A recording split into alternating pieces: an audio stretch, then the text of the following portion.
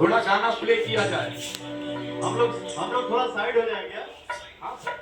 तो हमारा जो परिवार सामने खड़ा है, हम उन्हीं के लिए यहाँ खड़े हैं। और हम यहाँ खड़े हैं, खड़े होने का मौका मिल गया हम दोनों भाइयों को।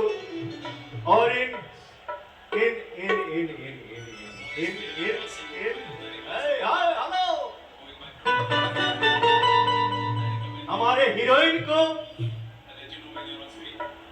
देखिए। क्या है, हम लोग कलाकार हैं। कोई कभी कभी किसी चीज का मुद्दा बना देता है, बट नहीं यार। कौन सोचा था कि पवन सिंह हीरो बन जाएगा? लेकिन आपने एक छोटे से गांव के लड़के को निकाल के सिंगर बना दिया, एक्टर बना दिया। तो एक्टर बना दिया तो एक्टर का काम क्या है? कभी हंस देना, हंसा देना, कभी रो देना, रुला देना। अब इसका कोई मुद्दा बना दे, उसका बात ही अलग है। बट मुझे उधर नहीं जाने का, मैं इधर हूँ। थोड़ा सा हंसी मजाक करता हूँ, उसके लिए सॉरी।